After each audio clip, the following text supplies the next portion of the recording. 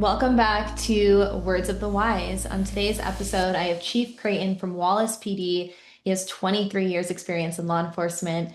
Welcome to the show, Chief Crayton. Thank you so much for being here. Thank you so much for having me. Thank you for what you're doing. Of course. No, I'm really looking forward to it. You've been in law enforcement now for 23 years. You've been chief for 7 years. Can you take us back to the beginning and give us some insights into your background and how you got started in this profession?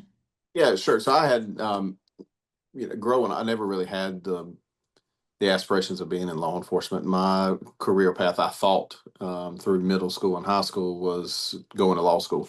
I was very active in piloting a teen court program for the state of North Carolina, and just kind of got really sucked into to the legal side of things. And then when I got to college, well, one of my first thoughts was, oh, 7 years of this, I don't know. But then some of my professors, one of them in particular is a retired FBI agent, who had himself been to law school, but he kind of steered me more on a path of local law enforcement. And so when I got out of college, I went into basic law enforcement training, and then got out and still wasn't quite convinced. But I said, I've spent all this time going through the academy, I might as well give it a shot. And so I started my career in Smithfield, North Carolina as a patrol officer. Spent a couple years on the road. Um, Got to see and do a lot of stuff. It was a great town to start a career in, or to spend a career in. Got the opportunity to promote up to a detective position. So worked that for a couple of years and made good connections with our prosecutor's office. And I later got the opportunity when we got a newly elected DA, who had been one of our regular prosecutors. Uh, I was offered a job to come there and work as the investigator. So I took that opportunity, and then that opened up an awful lot of doors in the teaching world, and the investigative world, and in the leadership world. So my plan was to spend 2 years there and then go to one of our state agencies. That turned into 11 years. So funny how things work out. But then, more as a on a personal side,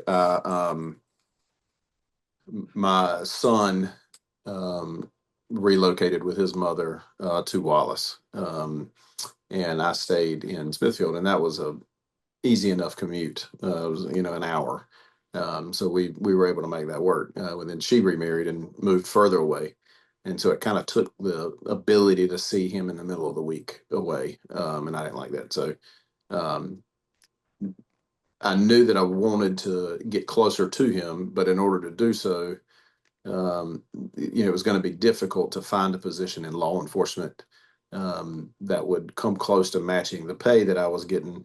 That was not administrative level position, and at least in North Carolina, you don't typically just walk into a lieutenant or captain or assistant chief position from outside of the agency. Those are, as they should be, promoted from within. And then so the idea of becoming a chief started creeping up. And so I went back to school and got my master's.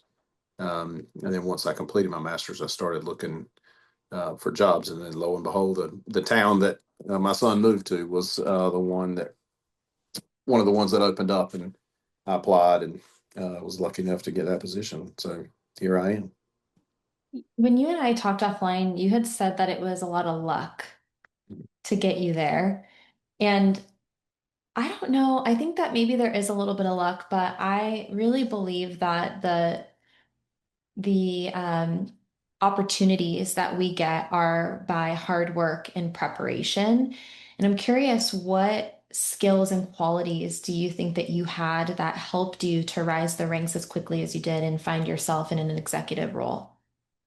Um, the gift of gab being one of them, because effective communication skills, I think I do a good job at communicating. And even going back to elementary school, maybe that may be a little extreme, but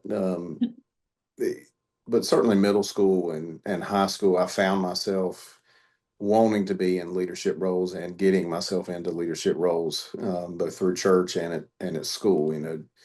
President of this organization or whatever. And so I guess just skills developed naturally, I guess, from being in those positions and being exposed to some of the things that I was exposed to.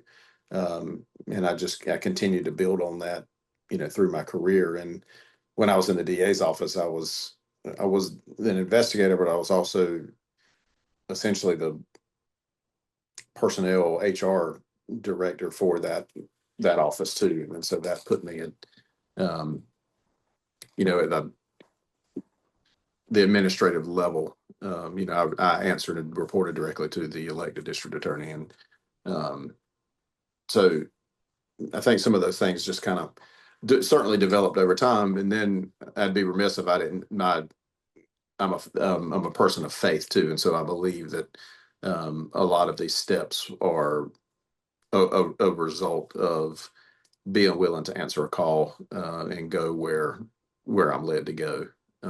So I think perhaps a combination of all of that. But if you go back, perhaps it was stepping into those plans that were laid out for me that allowed me to develop and to get me to the position where I'm at today.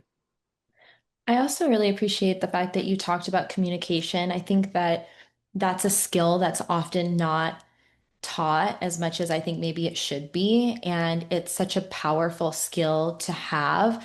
But sometimes I feel like you have to be put in different situations in order to develop those skills.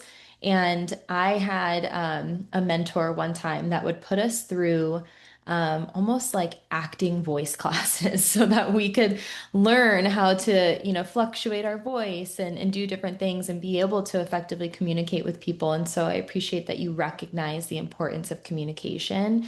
And from my understanding, and I don't know if you have noticed this, but um, I should say from my experience, I think that that's starting to go away a little bit more with technology. And there's a lot of younger people who are afraid to talk to people.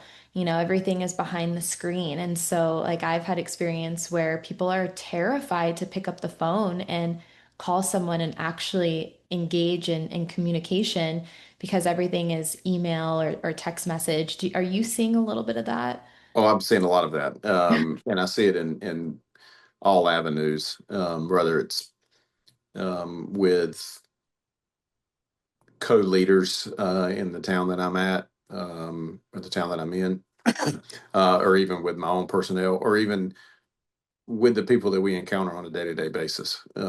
It's interesting at times, and certainly nothing against the younger generation, but they've just been afforded different things as they have developed, and that has, I think, resulted in um, some deterioration in the ability to verbally communicate. I often wondered, like, if I was sitting across the desk from somebody that was having trouble talking, if we picked up our phones and just started texting each other what we wanted to say, if it would be more effective for them that way, or finding some other avenue for them to communicate. But out on the street though, you see it a lot, and it's becoming increasingly difficult to pull stuff out of um, some of the younger folks. I think and I think a lot of it's a result of that.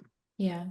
And I think it's like to your point earlier, some of the positions and roles that were put in our life are going to force us to develop certain skills. And so my assumption is that if you have someone on patrol that's out communicating with the community and maybe they weren't brought up in an environment where there was effective communication, they're almost forced to develop those skills because Absolutely. you have to be able to talk to people and you have to be able to empathize and effectively communicate. And so sometimes it's being put in that discomfort that allows you to really grow and thrive in different ways. Well, yeah, and I think the officers are forced to have to be able to do that for two reasons. One, yeah, certainly when you're dealing with somebody on the street, whether it's a victim of a crime or a suspect in a crime or whatever the case may be. But then there's the court side. Like, you've still got to be able to go to court Mm. and articulate and justify whatever actions you took in a particular scene. And if you lack that ability to communicate, it might not go well for you in court. And if you read a lot of case law out of the last 10 years, you see more and more of that um, you know the law was with the person in this particular case, and they were justified in doing what they were doing. You could read between the lines, but they weren't able to articulate it, and then we end up with some bad case law because of that. That makes total sense. I wanted to ask you, I know that wellness is really important to you. Obviously, we talked offline and you're here on the podcast to talk about wellness.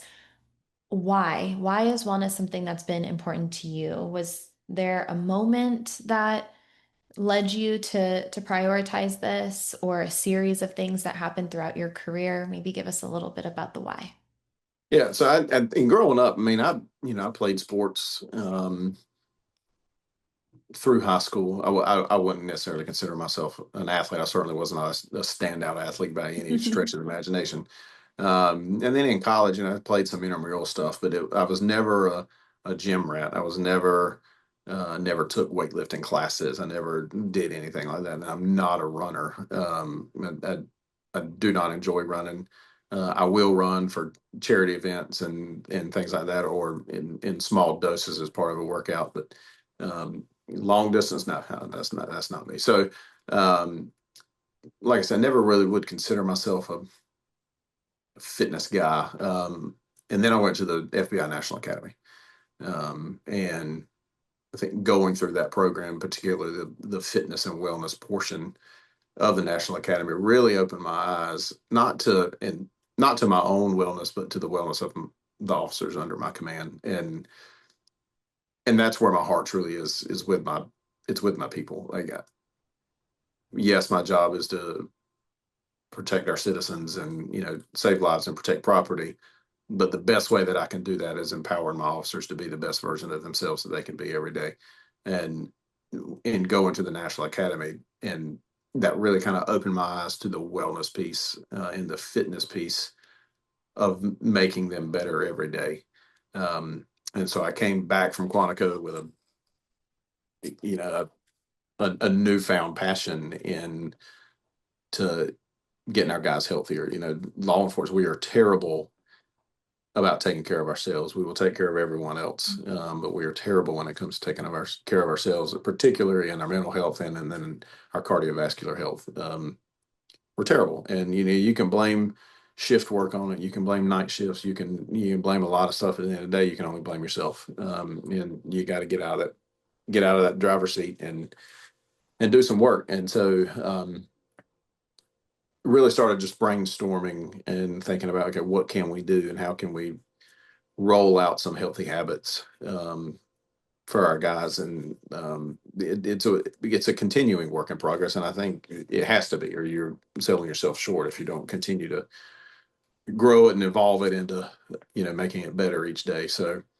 Um, so yeah, we that's where it started, Yeah. and that's still certainly my drive today is to um, just help those guys be better and healthier. A lot of people will tell you that the financial aspect of it on a municipality standpoint, yeah, sure, there's some town savings and money, with that, but that's not. I don't care about that. That's not what it's about. It's about the well being and the overall wellness of our officers and their families.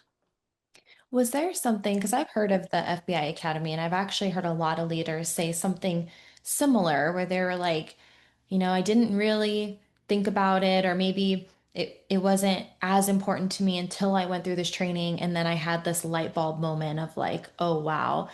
Was there anything specific, like a nugget that you had in that training that turned on that light bulb for you? Or do you think it was just the entirety of the training that did that for you? There were certainly some nuggets along the way, but I think they are part of a much bigger picture. And we could talk statistics on, the health statistics in the heart, especially on cardiac Yeah. disease and things like that in law enforcement that really kind of stood out to me during that.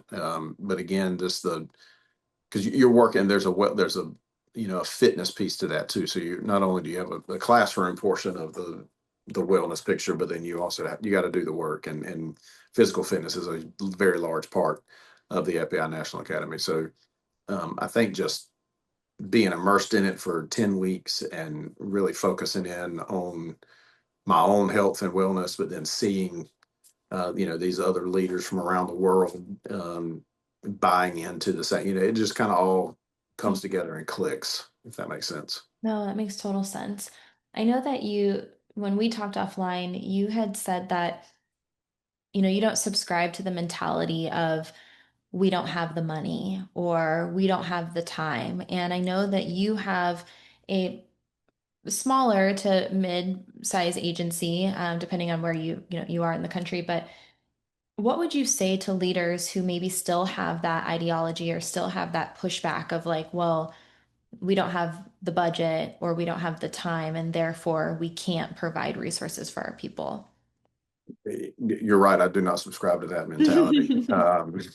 And I don't want to say it's a cop out. For some, maybe it is a cop out. Maybe it's just an excuse that they can give because they don't want to do it. But I think that cops hate two things: change and things staying the same.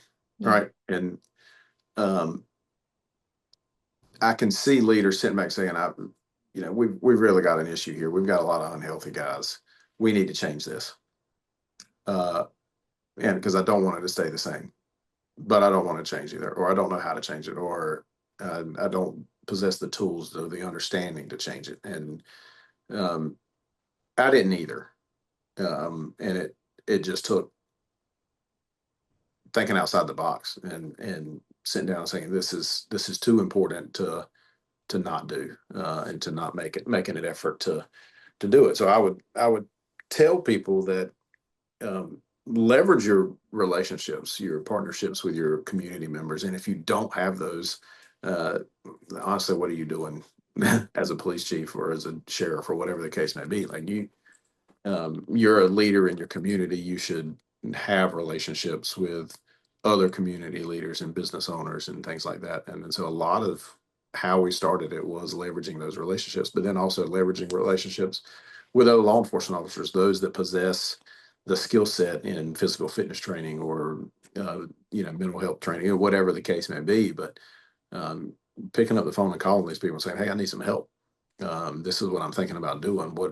What do you think?" You know, calling on other. I'm involved in a lot of organizations, and those organizations have um, corporate partners that sponsor events and come to trainings, and so you meet people in those fields too. And so you got a company that, for instance, we use a company called FMRT that handles all of our psychological appointments for hiring and for critical incidents and for fitness for duty, all that kind of stuff. And um, so reaching out to them, talking, say, hey, I'm really missing a wellness piece, or a mental health piece of this wellness plan that help me understand, help me talk through and think through some things that I can do. And so, that opens some doors. And then, just like I said, talking through things. And the, so we offer, maybe that's better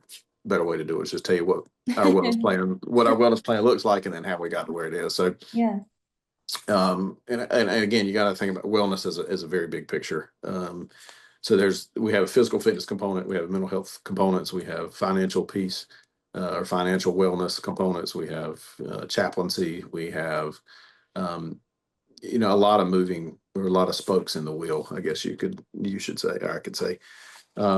So first is North Carolina has a validated physical fitness assessment tool that every person has to pass before they can become a sworn law enforcement officer in North Carolina. Unfortunately, in North Carolina, that's where that standard ends. It ends at graduation. Now, of course, we have firearms that you have to do every year, and your intoxilizer you have to renew, your radar certifications. You have to all these certifications you have to renew, but physical fitness is not one of them. And we have done our profession a great disservice by not mandating that throughout the career. But so we use that assessment tool. That is our barometer for health. Again, it is a validated study, so it's argue against it. So we started with that it was everyone had to participate, but you didn't have to pass it, but everybody needed to participate. Um, and so we started that. We do it twice a year. Um, and then if you, well, let me back up. So then we also have the physical health piece. So we have, again, leveraging relationships with a local um, physician here in town. We run all of our we do physicals for all of the officers, and that includes in a pretty extensive blood panel, which is checking for various markers in the heart for different kinds of heart disease and things like that. And in fact, we just changed over to a new one because new studies come out that say this particular marker is more effective at predicting heart disease than all these other things. So we add that to it. So let's get the full picture, and we do EKGs, and we do all the things. And the officers don't have to pay for that. They have to, they go and they give blood, and then when the blood results come back, they go and they meet with the doctor and do all the stuff, and then the doctor talks them through everything, and then he can provide if he is not their primary care physician, he provides them with a packet of all the results of that blood work. He says, go to your primary care physician and then talk about where do you go from here. Whether it's diabetes, whether it's sleep apnea, all these things that come to light in this physical. It gives the officers the opportunity to address it. And then there's the mental health side. We do a mandatory mental health appointment annually that again we pay for, and that is confidential. I don't care what you talk about, but you got to go. And I don't know what you're talking about, but I hope that they're taking advantage of that conversation and making the most out of it. But that can also lead into, hey, since we're here, let's talk about getting you into this program, or I recommend you seeing somebody on a regular basis, or you're good to go, whatever the case is. But every year they do that. So if they pass that physical fitness assessment both times each year, they complete their physical by the deadline they're supposed to complete it, and their mental health assessment by the deadline, then they get $1,000 bonus right before Christmas. So that's the incentive part. We have since made the physical fitness portion mandatory to pass, but we still have left in place the incentive, the $1,000 incentive. So, um, but again, leveraging those relationships in the community, like we wouldn't be able to do it without them, Yeah. and the financial savings that they allow in doing it that way. We've got a financial advisor here in town that he offers his services to the officers to talk through their everything from retirement to investments to all the things. I have a chiropractor in town that offers his services to the officers. So and then we have 6 chaplains. I mean, we're a department of 18 with 6 chaplains, and it's just I wanted I've got white officers, I've got African American officers, I've got Latino officers, I've got female employees, I've got Christians, I've got non, so I wanted to make sure that I had somebody for them to talk to outside of that maybe looks like them or shares the same faith as whatever the case may be, Right. instead of just having this one person that so that's and again that's just all about those relationships, is calling on those people and saying, hey, would you be willing to help out? I agree with you. I think relationships are so important. And, I'm an only child. I grew up super independent for a number of different reasons where I felt like I was just trying to survive and I was kind of the lone wolf walking through life. And it was really hard for me when I was younger to understand the importance of relationships and community and being able to lean on people and get advice from people and learn from people, and I think that sometimes we tend to do that. And, I've talked to a lot of people in this profession that feel the same way, where it's like, I'm good and I'm just going to walk my own path, and I think that the more we can understand that, like, we are so much stronger together as a community, then the more progress we can start to make in various aspects of business and wellness and, community relations. And I think it just takes maybe that one person like yourself to shout it from the rooftops saying, this is really important that we come together because you are strong as an individual and, as an organization, you're strong, but you're stronger if you can, expand that network to include other experts and other people who can come in and help. So I appreciate that you really placed importance on relationships and community building. I know that this is for a lot of people, and I don't think that this is for you, and I'm going to preface that, but I think for a lot of people that word mandating is so taboo. You get like this like knee-jerk reaction from that. But do you think that wellness should be mandated?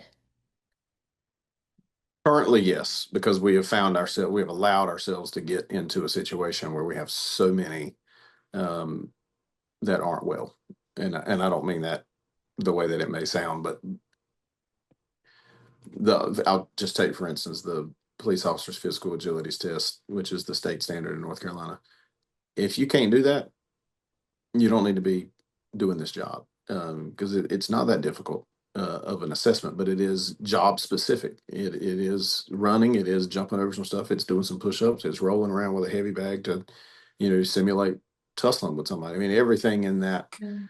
test is something that you could very well be doing at any given time. And if you can't do those things, you don't need to be in the profession. And we've allowed ourselves to get here and allowed our officers to find themselves in a situation where they can't do those things. And you go back to the financial, there's a lot of liability there. Both and you, if you're unable to physically handle a situation, you're going to be more likely to result to elevated levels of force.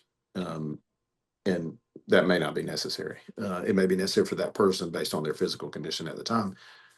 But man, how much better could we be if we were not having to rely on that? You know what I mean? And Yeah. so there's that aspect of it, which goes to the liability. But at the end of the day, it's about the officers and then being able to go home from the end of a shift and relax and decompress and be healthy and not, so many officers, you talk about heart attacks. So many of them happen within the 24 hours after getting off of a shift. But it's because we're not physically taking care of ourselves and we're not mentally taking care of ourselves. And um, that, again, that's the drive, that's the focus is to mandate that our guys want to be better, Um, so the mandate term it can be a little taboo, but we're running out of time, and this epidemic, if you will, is not going to get any better until we start forcing the hand. Yeah. You were able to do it when you're in the academy, and you can't blame age because that's a cop out. Like you got to stay on it, you got to stay in it.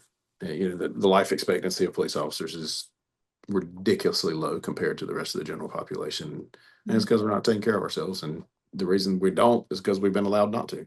Yeah, You said something really interesting in there. You said that to get them to want to be well, that is such a hard thing right now. Like you said, it's like, how do you get people to prioritize themselves? Because you guys are so good at taking care of everyone else, like you mentioned earlier, and then you're the last person to take care of yourself.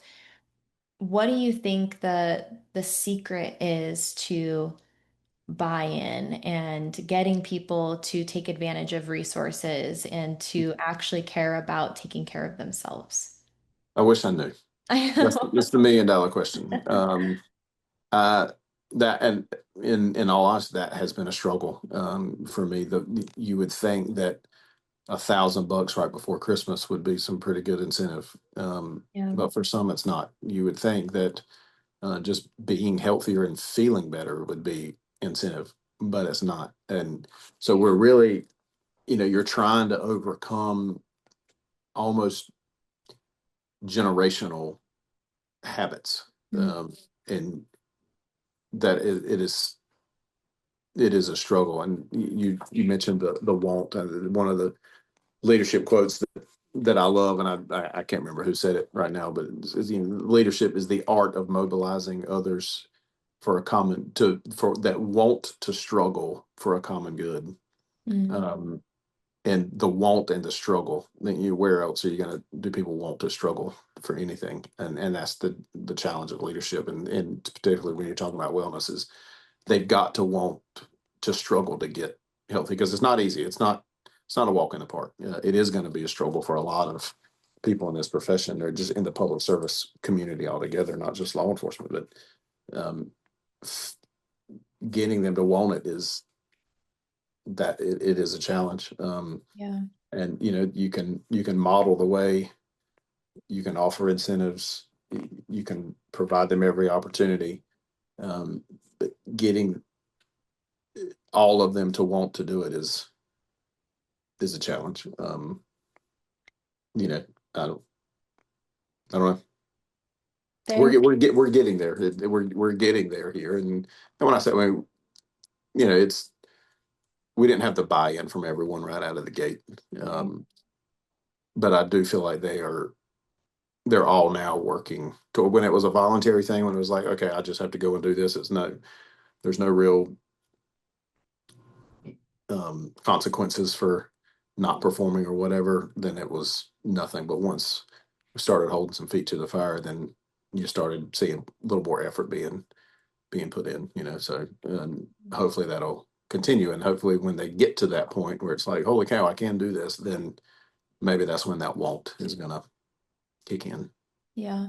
One of the quotes that I live by is if the why is strong enough, the what and the how is easy. Mhm. And I think it's exactly what you said in just a different way. It's like, and I have to remind myself of this, I think sometimes you lose sight of the things that matter and you have to kind of zoom out a little bit, especially when you're really busy and you're kind of in the thick of things. But to have that opportunity to look at the bigger picture and say, why? Like, why is this important to me? Or why am I doing these things? And if the why is strong enough, then all the things it takes to get there are totally doable. And you'll have the motivation to do them. And so, um, I think that there's different whys that you can ask yourself. I think that professionally, you can ask, like, why do I do this job?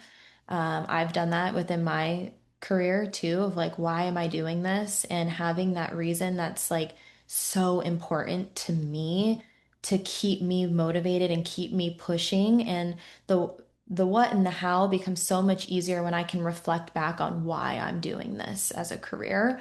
And then I think from a wellness perspective, you can ask yourself the same thing, like, why is it important for me to be well? And to your point, I think a lot of people are really bad at taking care of themselves. And when you think of your why, a lot of times it's for those around you, right? It's like Mhm. a lot of times it's so that you can be there for your family, so that you can run around with your grandkids. It's always kind of this reason, I think, a little bit beyond yourself. And so if you can connect with that of like, wow, like it's really important for me to be physically well so that I can be safer out on the streets, in the community so that I can make it home to my family and then I can be here longer than age 56 or 57 or whatever that life expectancy that you're referring to earlier is. And so I always encourage that. I think that if each individual can really just sit down and contemplate why is this important and then what are the steps that you can take to get there. Yep, 100%. So flip the script on you a little bit and ask you a question. Okay. Okay. Um, Oh you, no. yeah, you're doing these podcasts. You're talking to these other public safety leaders about wellness. What are they seeing? What are they telling you what are the tips and the tricks to encourage the want? Culture. Mhm. think I think the people who are doing it really well try to start with a foundation of culture, and create an environment where people want to be there and you're looking out for each other, you're supporting each other. There's camaraderie, you're focusing on morale. And really from what I hear, it's leadership also, not just talking about it, but participating in these things. And it's becomes a part of the norm and a part of the culture.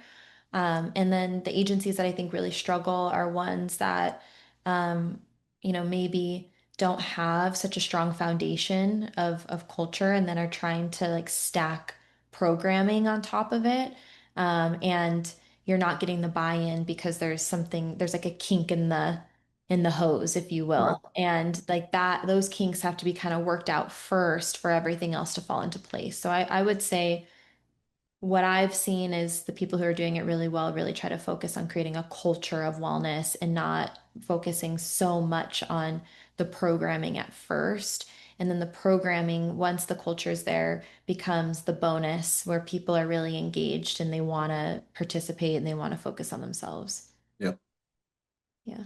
Thank you for asking. Yeah. I got really scared. I think I've only had one other person this whole podcast that has asked me a question. So I actually really appreciate that because um it gets my brain moving a little bit too. Yep. Well, again, it's like I've been saying, it's about leveraging relationships. And if I've Yeah. got um, an expert sitting in front of me, I'm going to take the opportunity to pick their brain too. So thank you for being willing to answer my questions. Yeah. We'll see if it makes it into the podcast, but in It the will. interim, Oh thanks. yeah. I actually don't edit anything out of here, especially nothing that I say. So yeah. I wanted to ask you, I know you guys are doing a lot of things. You mentioned some of the things that you're doing. What is next? What do you think is still missing in the wellness space? um, so we talked offline a little bit about this a while ago, and the other day when we spoke. Two things really: the nutrition side, which we disseminate information, and we've given handouts and booklets and things like that on good eating habits and you know healthy foods and unhealthy foods and as I'm talking to my officers about it as I'm drinking one of my monsters, um, and then also the peer support is an area where I've really kind of struggled, and the size of our agency has been a limitation to that. Only 18. I've tried to engage other agencies around us to kind of maybe go in together on a group or countywide almost peer support program. That hasn't gotten the traction that I'm hoping for, but our state has a peer support system in place for law enforcement. So we do have that element, but it's not somebody that they know. It's somebody they can call, 24/7, and it's somebody in the profession in the state. Yeah. But it's not, and sometimes that's better for somebody because they don't want to talk to somebody they know. They don't want somebody they know knowing um, the problem that they're facing at the time because out of fear, whatever. So sometimes it is better for that. But a lot of the guys, like, I just want to be able to talk to somebody that I know gets it and gets this culture and gets this agency and gets this community and gets this, whatever. So um, still working on ways to develop that a little better than just having that statewide option. So Yeah.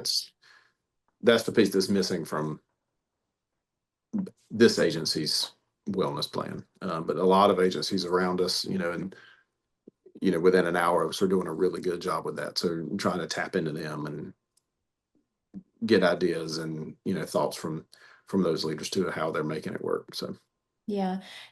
I agree with you. And I think that people maybe don't understand this, that every agency is different. mhm. And like when we talk about programming, it's like there's always this like it's not a one size fits all mentality, which is true, but I think that to that point, you have to also understand the culture within each organization and what people are receptive to and what they're not. And one thing might work really well for your neighboring agency, but it doesn't really work for you. And so I think that that is one of the things that makes this whole wellness push so challenging. It's, I love the idea that you're sharing ideas and you're reaching out to other people in the community and figuring out what works for them. But I think that it's hard because you have to identify, well, it might be working for them, but is it going to work for us? And, trying to gauge that like buy-in. And that's the hard thing too. It's like you want to see like, are people interested in this ahead of time? But then a lot of people maybe won't say like raise their hand and say that they'll use it until you have it and then they use it. And so Yeah. I think it's an incredibly challenging thing to create a multifaceted wellness program. But it sounds to me like you're on the right path and you're building those relationships. I wanted to ask you one final question, and this is maybe for the younger generation. What words of advice would you share with someone who's earlier in their career in the context of wellness? Maybe something that you wish you would have known earlier or something that's helped you along the way.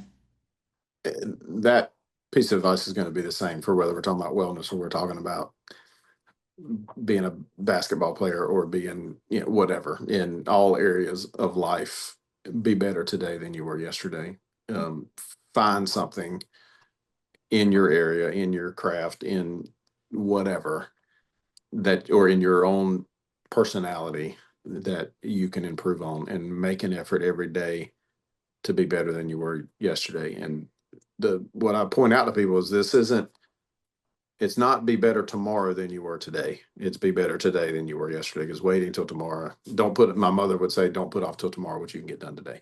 It implies a level of procrastination. And if you don't do it today, then you're not ever gonna do it because tomorrow's never coming. Like it will never be tomorrow. Yeah. Today's your day. So be better today than you were yesterday. And if you're in a leadership role, encourage your people to want to be better than they were yesterday.